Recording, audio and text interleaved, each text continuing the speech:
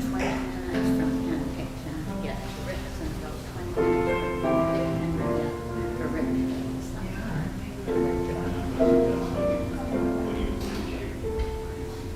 Yeah. Well, that's what Jean said. It was funny and it was really smart.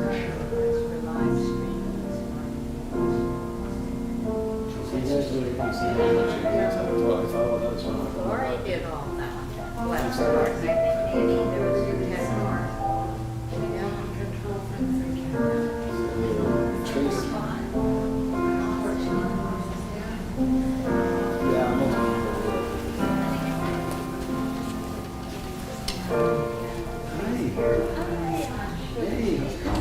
Good. Oh, hello, Pat. So nice to see you.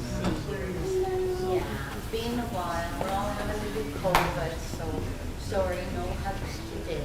But thank you for coming up there. Yes, and I'm accepting visitors. And you can It's funny because it tells me to take right, and then it's right there, but then you're in an alley and it's not a lot. So I had to circle a couple times.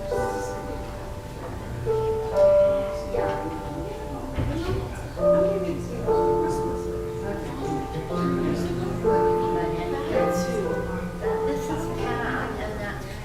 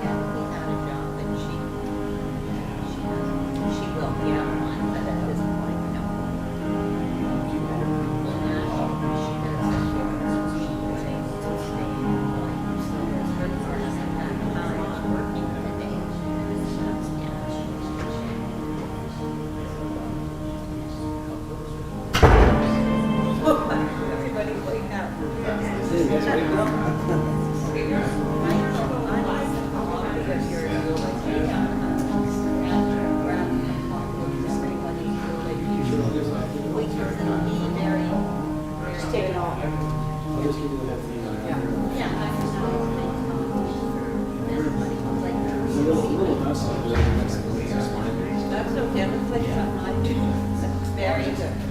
Well, you're sort of the opening, introducing, all that sort of thing. Yeah, that's really good you're doing.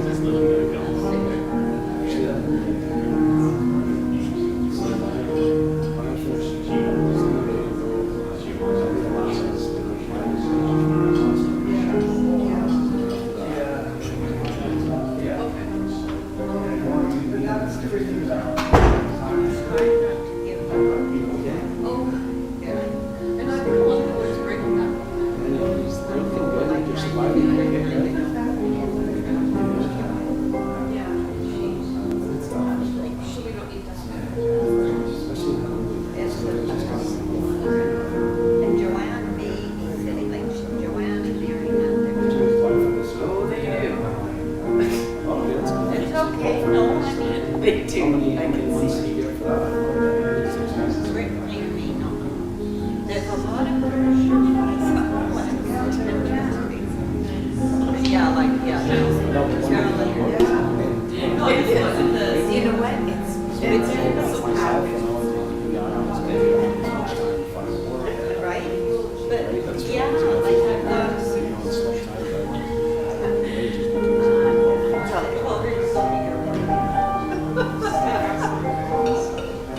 No, it's just, I thought myself,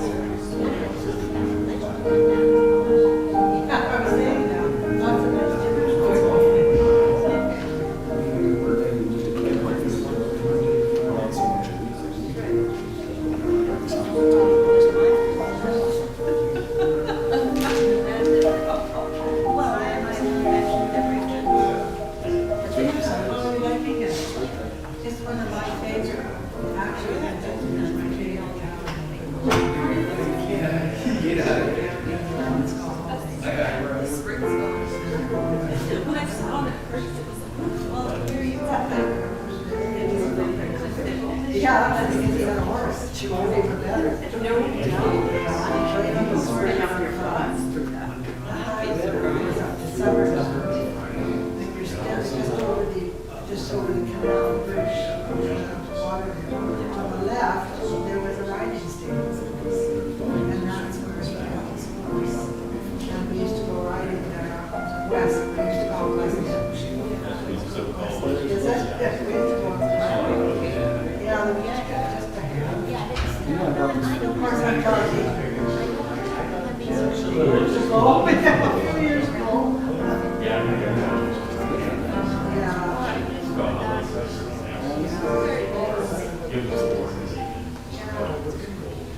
You could walk in and see your feet. That's right.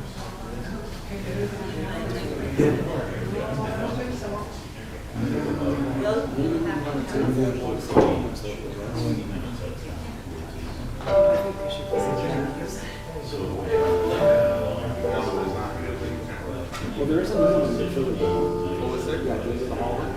Yes, Turn to the right. yes. Okay, so then we come back. Well, I know, but I didn't. No, there's this one. Yeah, what side is that? Is that west side? On the west side. Before the bench. Well, that used to be in the skirt hall. Is it still? Yeah. Well, it's a nervous. Okay, yeah, because I know that there's a big structure in Missouri. So I may not We used to walk down there, you know. Eventually. So it's called about open on the way. Yeah, you're up, yeah. We can do it. That's right, and there's a little bit of road. I know. But we knew there was many, but I know. it's okay, I didn't bring the car, it's the same very much. We walk home to Yeah, if I want to cry, I'm allowed. No. Everything. That's a big deal. Oh, yeah, I hear it's a big thing to do. Yeah, Mine's on it. I don't. so you're on that side. Yeah, up in the mountains. Yeah. 500, about 300 feet. So you get a bit of a lake curve. You get a little water like right out there. But you can't see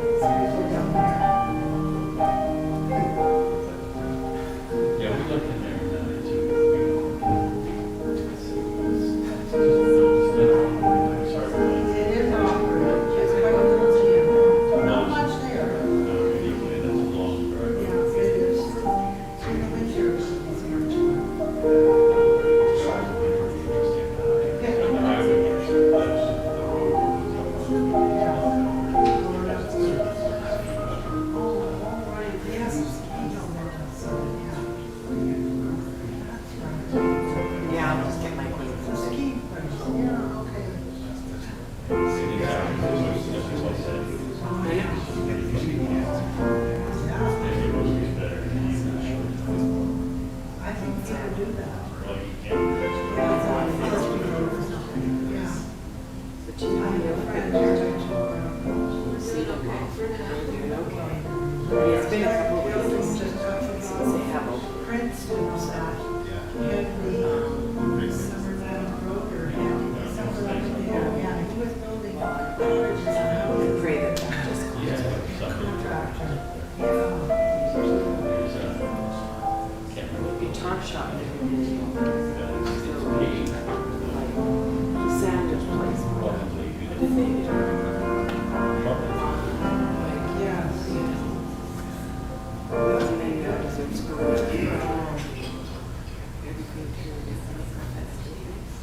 Through the insurance company. That is the receipt. Oh. That's beautiful.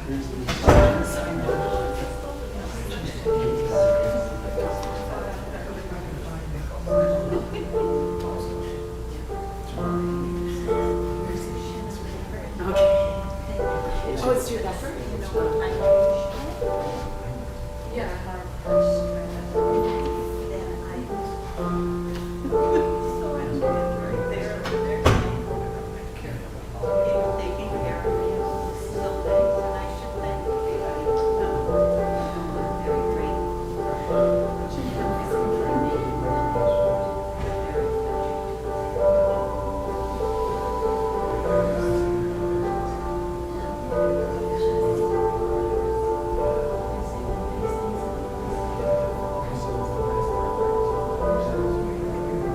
So Maureen, are you lots of fruit and all that kind of thing? Fruit, veggies, and fun.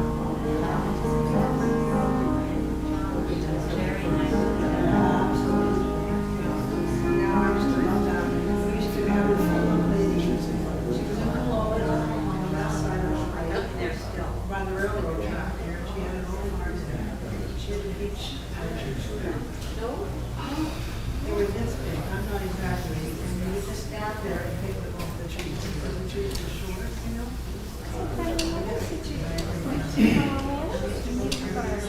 Oh, if you can leave anything in here, there won't be anyone using the room in any way. And her whole orchard was she had a pastor, she's yeah, they were features. They were so good. Yeah, but we have to go into the single. So we've got 2 pews that will very comfortably seat 5 people each. So one is on the right and one is on the left. So it's up to you where you feel comfortable sitting. There she is. I'm gonna be by the hour. Okay. So maybe you want to sit on this side just in front of the lectern.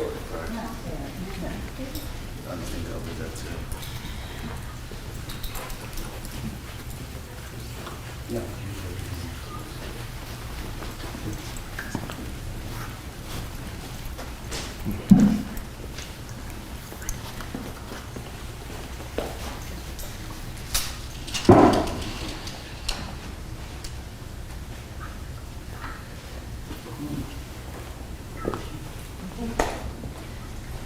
Ladies and gentlemen, I'd like to take this opportunity to welcome you this afternoon. Thank you for coming to Stephen's service. Before we welcome Barry up to the front to lead us through today's service, I would like to ask you, if you have not done so already, to please turn off your cell phones or place them on silent for the duration of the service. Thank you very much.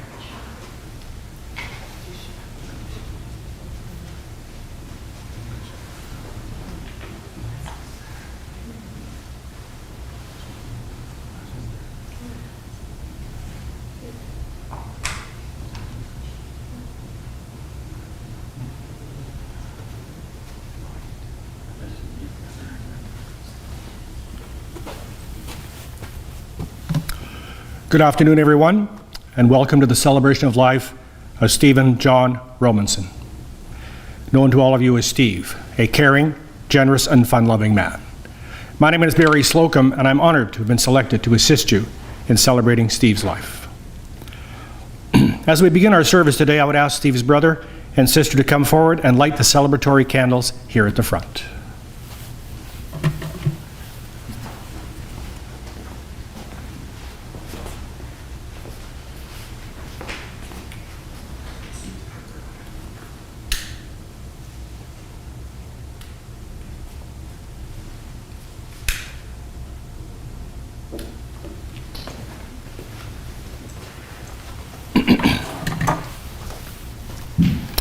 As we light these candles, we do so in memory of and in honor of Steve.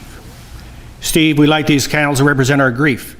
The pain of losing you is intense. It reminds us of the depth of our love for you. Steve, we light these candles to represent our courage, to comfort our sorrow, to comfort each other and to change our lives. And we thank you for the gift of living you brought to each of us.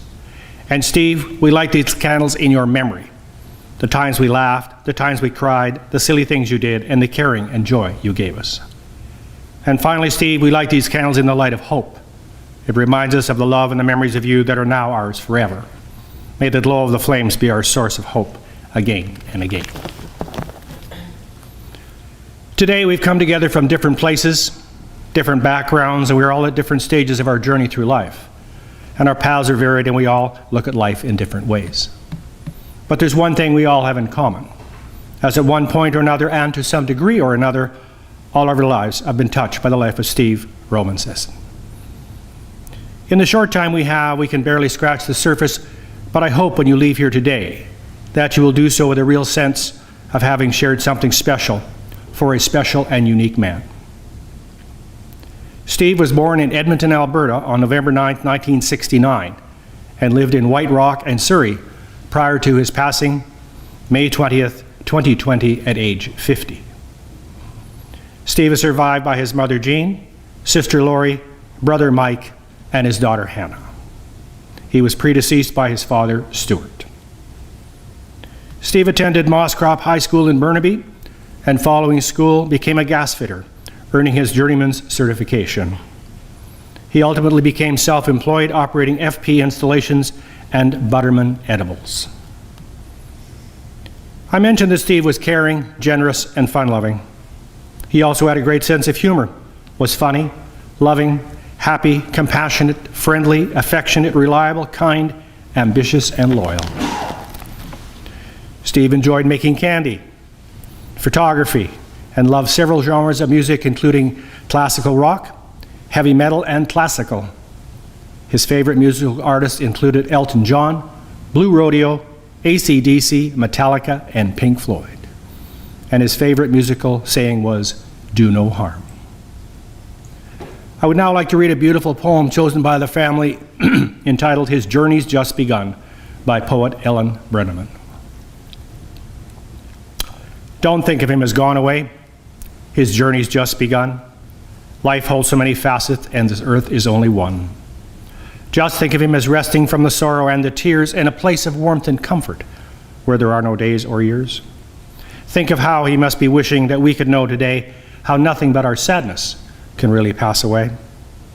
And think of him as resting in the hearts of those he touched, for nothing loved is ever lost, and he was loved so very much. Let's reflect on Steve's life for a moment as we listen to "The Garden," performed by Jimmy Scott.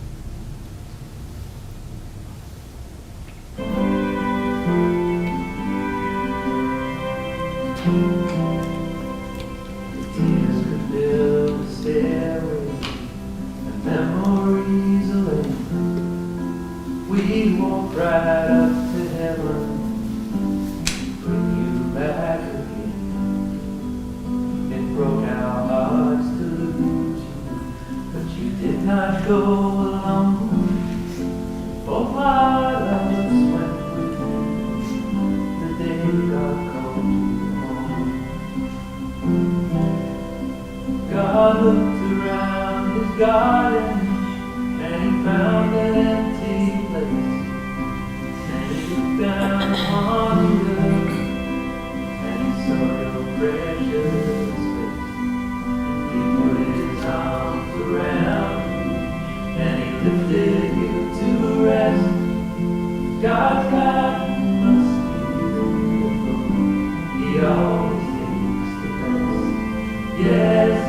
always takes the best.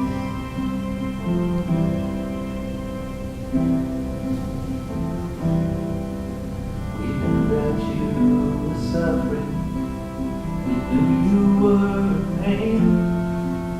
We knew you'd never get over and serve again. So he closed your weary eyes and he whispered, peace be thine. Then he took you up to heaven, so gentle, so kind.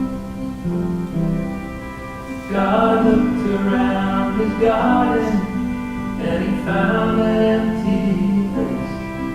Then he looked down upon the earth and saw your precious face. He put his arms around and he lifted you to rest. God's garden must be beautiful.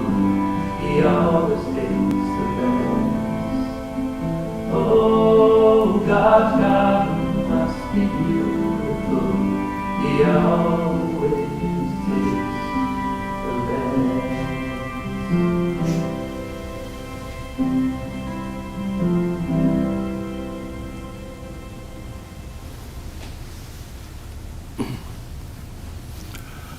I would now ask Steve's brother Mike to come forward to say a few words, and who will also introduce other speakers and read condolences from friends of Steve.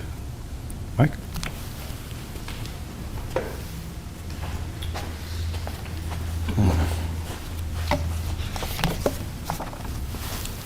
Got to pull the old man reading glasses out.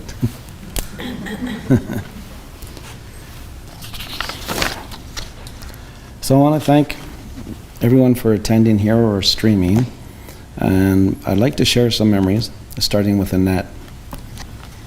I have fond memories of hanging out with Steve and Holden when we'd both be visiting our grandmas. The last time we talked, we were talking about some of those memories and laughing. I will always cherish these memories with him. Steve was always so kind, helpful, and loving. He will be greatly missed. Thank you, Annette. The next memory I'd like to share, is from Tracy Jones. And I've got to hold this up. My glasses aren't powerful enough to read this. The print is quite small. Tracy says, growing up, my sister and I spent most of our summers out of school in Holden, Alberta, with Bubba and Grandpa Romanisson, or Auntie Anne and Uncle John, as Steve and Laurie always called them. On a daily basis, I always remembered my childhood and summers back there. The smell of fresh baked bread, waking up to the smells of porridge in the pot, early morning train sirens going through town, fresh raspberries from the garden, outdoor kids, swimming pools on a hot day, the chicken dance at every wedding we went to, shuffleboard and pool at the drop-in center, grape crush that Grandpa would buy us all, and of course the sirens that rang through town every day at 8 a.m., noon, 5 p.m., and 9 p.m. With all these memories, my sister, Tina, and cousins, Annette, Jason, Susie, Laurie, and Steve are always front and center in all these memories, as we were always together.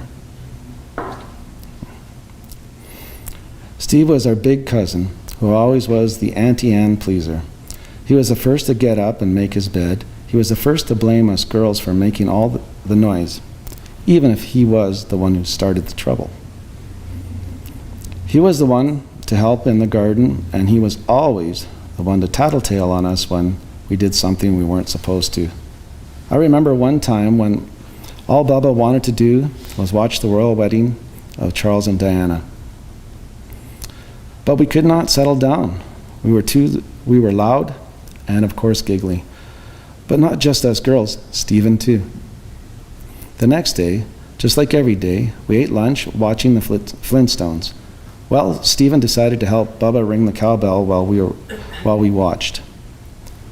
We thought he was such a meanie, as he was just as loud as we were.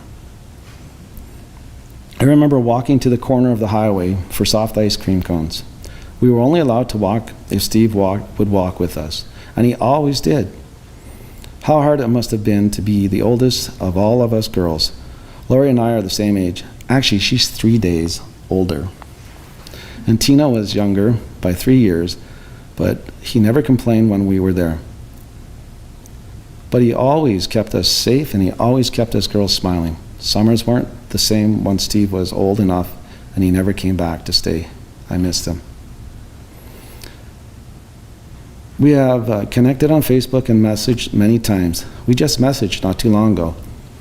I was sending him pictures of Stuart. My brother Ed had a son in November and named him after Uncle Stuart. Steve liked getting the pictures from him. I love following his lunches with Auntie Jean. Auntie Jean, Lori, Michael, please know all of us are thinking of you at this time. Actually, we think of you all even when you don't know it. We are sorry for your loss of such a special person. Cuz, I will always remember you getting in the bedroom while us girls fought over the couch. Playing in the park on the hot metal slide, we would get stuck or burn our butts coming down. Splashing in outdoor pool at the baseball diamond in our clothes and going to the drop-in to play shuffleboard. I hope you are playing cards with Uncle John, Grandpa, Uncle George, both Uncle Eds. I hope you got that hug you have needed so much from your dad, Uncle Stuart. And I know you're being fed by Auntie Ann, Baba, and Auntie Helen. Enjoy the great company up there. You will be our angel now. Love you. Your favorite cousin, Tracy. Thank you, Tracy. That's wonderful.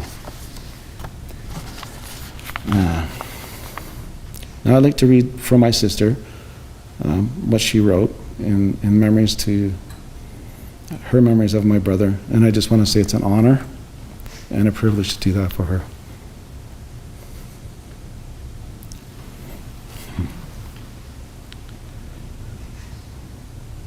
Steve wasn't my only brother. Steve wasn't only my brother. He was also my dearest friend. Growing up, we spent a lot of time together. He was always sticking up for me and taking the rap when we got into trouble. I remember one time I had taken my dad's pennies for the Terry Fox run. My dad found out I was so scared of getting into trouble. And my dad found out I was so scared of getting into trouble. And when my dad asked both of us who had taken the money, Steve took the blame and the punishment just to protect me. Steve was always there for me whenever I needed him. When I had Ashley at 18 years old, Steve helped me look after her and would babysit, change diapers, and encourage me. He always told me I was a good mother and how much he loved me, his friends, and other family members. Even when I was at my worst, he would come over and hang out with me, watch movies, listen to music. It wasn't easy being an 18-year-old mother and Steve stood by me and made things just a little easier. As his little sister, I thought Steve was indestructible and he made me feel safe. When I was scared at night, I would sneak into his room and sleep on the floor. He always threw me a blanket and a pillow. There was another time when I was in junior high that I was being bullied. When Steve found out, he marched right up to the school and took care of those bullies. And I never had a problem from them again. Steve was a fighter, and not only on the playground, he fought to recover from brain injury. He fought hard against his addiction, and he always hoped for something better. Steve wore his heart on his sleeve. He was a kind and caring man. Steve followed his dreams when he created Butterman edibles. It soon became obvious that he had the spirit of an entrepreneur. He followed his dreams even when everyone else thought it would fail. He had a passion to help people and often gave away his creams, edibles, and oils to people who were sick or hurting. He always had fun at the 420 events. He would become excited, animated, just to participate and share his products. Steve followed his dreams. Steve was a friend to many. He had a lot of friends whom he had known for over 40 years. Tommy, Kevin, Robert, Red, Lance, and the list goes on, have all been good friends with Steve since he was a kid. I think it speaks to Steve's character that he was able to keep friends for such a long time. Steve always tested boundaries, exploring the limits of life. When they say people like to live on the edge, they're describing Steve. They say those who continually cheat death are living life to the fullest. Perhaps it's lack of fear that opens one's world and allows one to take risks that constrain most of us. Steve did live a life full despite his too soon death. He loved and embraced those around him with those long arms and his fearless heart. Steve struggled with his own demons, and as a sister was hard to watch. I often wished I could do more to help him as his suffering ran deep. I remember one time when he came to stay with us, he was really hungry. So I made him a variety of his favorite foods. He thanked me repeatedly and said with a big smile, "That's what I like about you. You always make more than one dish." Even when he was down, he had a great sense of humor and gratitude. Finally, I think the things I will miss most about Steve are his amazing spirit, his quick wit, his passion for life, his sense of humor, and the way he loved the people around him.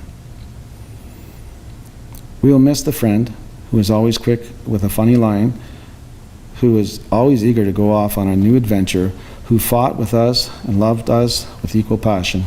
We will miss the brother, the son, the boy, who tested his limits and who befriended and defended the neighborhood.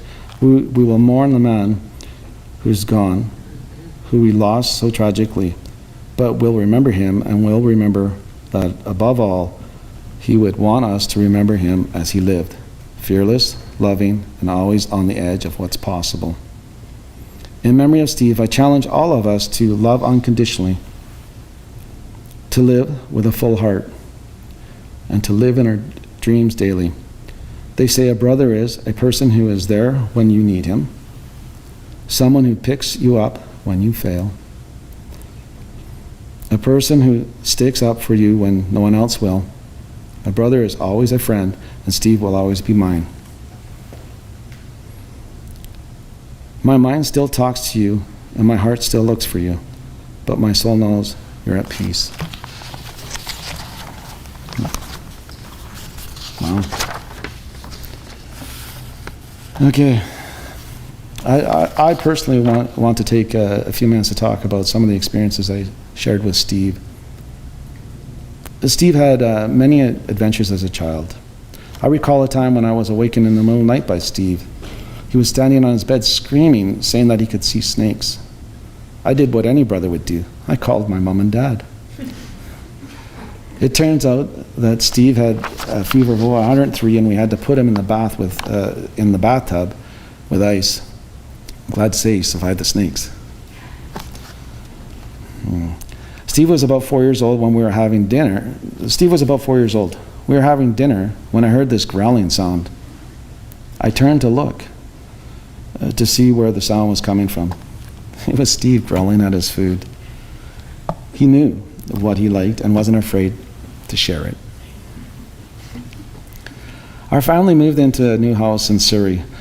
Both our yard and our neighbor's yard did not have any grass on it yet. It had been raining for a couple days and finally stopped. So Steve and I went outside to play. Steve was about 5 years old at the time. Our neighbor had a Saint Bernard and was really friendly. The dog was hanging out in the neighbor's backyard, so we decided to go see him. When we got close to the dog, he got up on his hind legs and put his paws on top of Steve's shoulders. The weight of the dog took Steve down into the mud. This is when the dog decided that he liked Steve and tried to have his way with him. I tried to pull the dog off of Steve. I was having a hard time as I couldn't stop laughing. Eventually, Steve managed to get away. Needless to say, we avoided that dog for a while.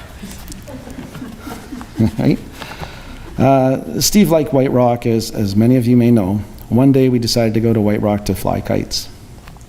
It was a great day to fly kites as the sun was shining and there was a good wind blowing. At first we were just flying the kites around. We got bored. The next thing I know, Steve is bomb diving my kite with his trying to take mine out. The battle was on. At the end of the day, both kites were destroyed, but we had fun. About 2 years ago, we went over to Steve's house in White Rock. Steve was so proud of what he was doing with his product that he took us on a tour of his operation in his place. I couldn't believe how focused he was given his brain injury. Steve gave it his all no matter what he did. I'd like to also acknowledge my mother for her courage and strength.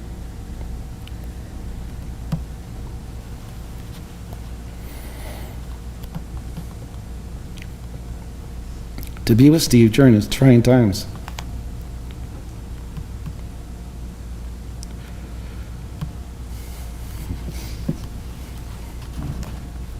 She never gave up on him and showered him with unconditional love. We're so grateful to have a mother like you. Now, I'd like to ask Ashley and Emily to come up and share their stories if they're okay with that.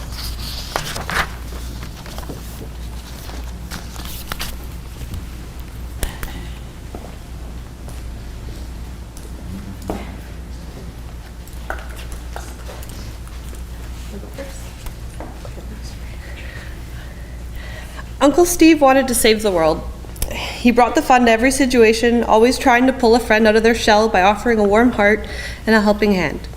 I will never forget driving back to his place in his gas-fitting van when I was around 8 years old to make a batch of chocolate chip cookies. He had some metal tune on max. I remember the change that replenished my piggy bank vibrating in the cup holders of his van. I remember heating up pizza pops to watch cartoons together in his den that had a jukebox that we always found a cool tune on together. He knew what suffering was, and I think that is why he wanted to shower everyone around him with selfless love. He couldn't stand the sight of those around him suffering. Looking through his photos, you can find endless beach photos, close-ups of the rocks and crabs with the ocean in the foreground, and a sunset for every month for the last 5 years. He loved to dance on the beach and draw hearts in the sand, and would finish the night off with bubble baths filled with rubber duckies that we found looking through his photos. I did not know until I looked through his photos that he had recently taken up balloon art. It seems that through all of his suffering, he never stopped searching for joy. I hope his soul has finally found peace. Until we meet again, all my love. My Uncle Steve was one of a kind in many ways. He was caring, funny, charming, but most of all, he was always supportive. I remember when I was younger and he asked me what I wanted to be when I grew up. I told him I wanted to be a psychologist, and instead of telling me that my mind will change as I grew older, he said that I'd have to recommend one of my friends to him because it's a really bad idea for family to treat family. He was always supportive of any decision that I made, which is a very rare quality to find in a person. But if I were to describe my uncle using one word, it would be fun. He would take me and my grandmother out to the beach where we would have lunch and ice cream. He always had fun things like ice cream makers, cotton candy makers, bubble blowers, and of course his famous living room light show. So I was always very excited to go to his house. And always with a list of movies I knew I was way too young to see, but he would always let me anyways. However, my favorite thing in my uncle's house was always his dragons. I remember being completely mesmerized by them as a kid, especially because I've never seen any grown-ups with house decor like his. But that's how he was. He was unapologetically himself, and he never cared what anyone thought of him because he knew who he was. He was fearless in that way, and I hope one day I can be too. He was so many things I hope I can someday be. He was funny, helpful, fearless, and non-judgmental, but most importantly, he was loved by so many, including myself. And I hope he knows all the advice and wisdom he gave me, like don't share your makeup and pop is poison, I will always remember. He will be missed by so many, and that's because he was so well loved and touched so many people's lives and hearts.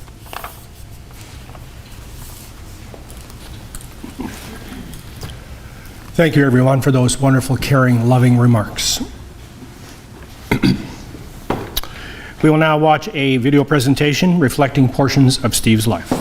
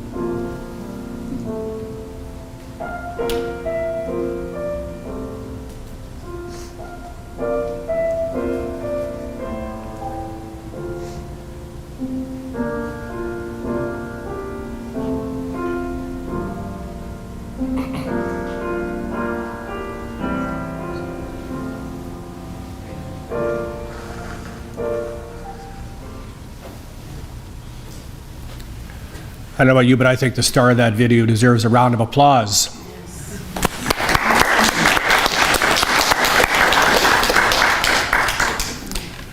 In keeping with Steve's spiritualism, from the book of David, I will now read the 23rd Psalm. The Lord is my shepherd, I shall not want. He maketh me to lie down in green pastures. He leadeth me beside the still waters. He restoreth my soul. He leadeth me in the paths of righteousness for his name's sake. Yea, though I walk through the valley of the shadow of death, I will fear no evil. For thou art with me, thy rod and thy staff, they comfort me. Thou preparest a table before me in the presence of mine enemies. Thou anointest my head with oil, my cup runneth over. Surely goodness and mercy shall follow me all the days of my life, and I will dwell in the house of the Lord forever. I will now read another beautiful poem in honor of Steve, entitled I Am Free, author unknown. Don't cry for me, for now I'm free. I'm following the path God laid out for me. I took his hand when I heard him call. I turned my back and left it all. I could not stay another day to laugh, to love, to work or play. Tasks left undone must now stay that way. I found peace at the close of the day. If my parting has left a void, then fill it with remembered joy.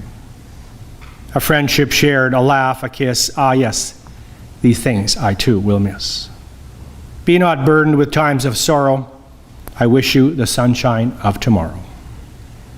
My life's been full, I've savored much. Good friends, good times, a loved one's touch. Perhaps my time seemed all too brief. Don't lengthen it now with undue grief. Lift up your hearts and share with me. God wanted me now. He set me free. Once again, let's reflect on Steve's life for a moment as we listen to Where You Are, performed by Josh Groban.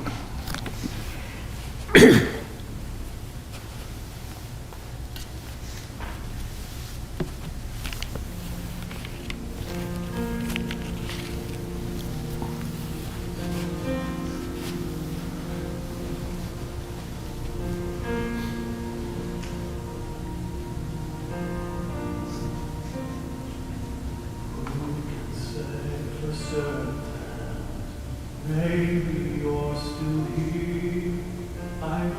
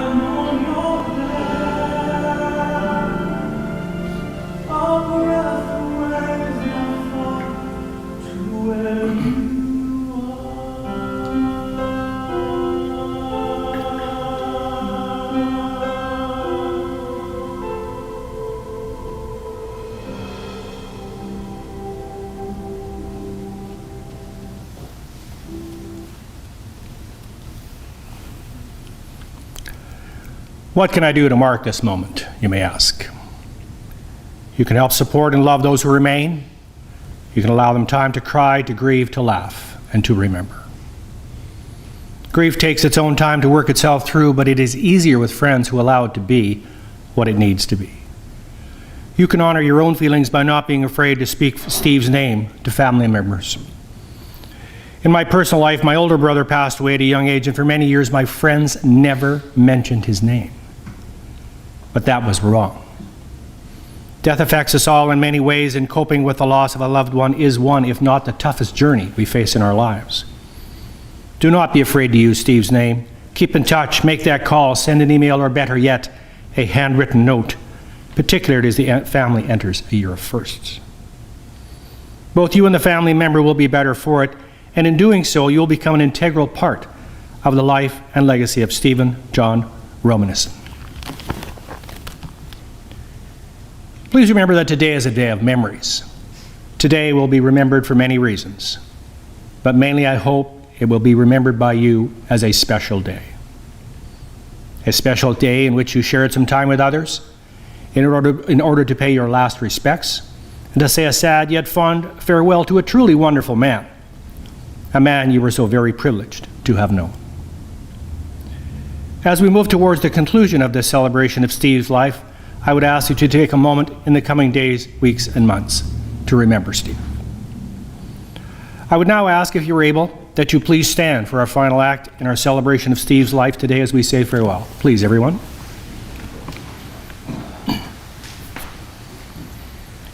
We have been remembering with affection and gratitude the life of Steve, and recalling what a loving, happy, compassionate, and good person he was.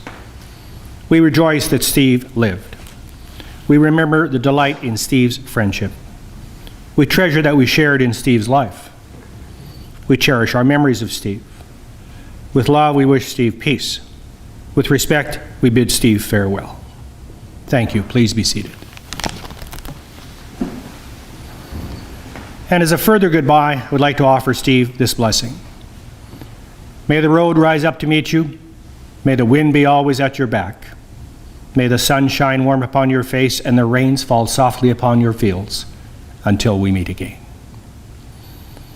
At this time, I would ask Mike and Laurie to return to the front of the chapel, this time to extinguish the candles, signifying the conclusion of our service.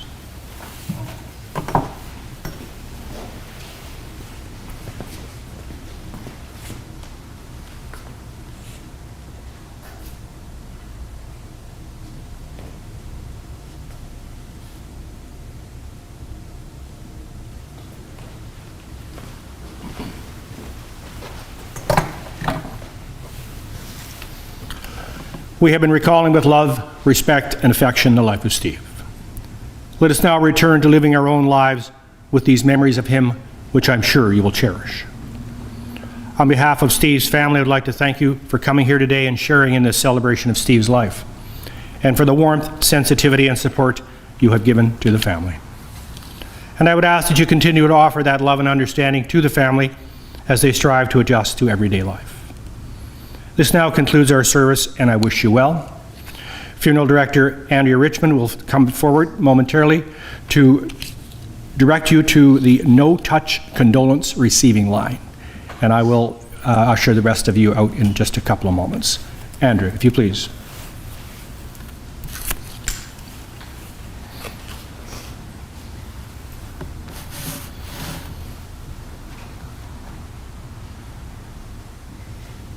Ladies and gentlemen, just to give you some information about the no-touch condolence line, this is for everyone's safety.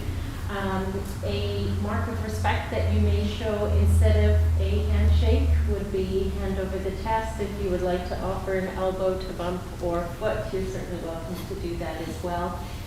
There are plenty of service folders left. If you didn't have an opportunity to take one on the way in, please do take one on the way out. Washrooms, should you need to wash hands or use the facilities before you leave, are just located on the left-hand side outside of the chapel doors. At this time, I'm going to escort the family out and just give them a moment to prepare for the condolence line. Barry will then invite you to leave the chapel. Okay. So family members, I'll ask you to stand and just follow me.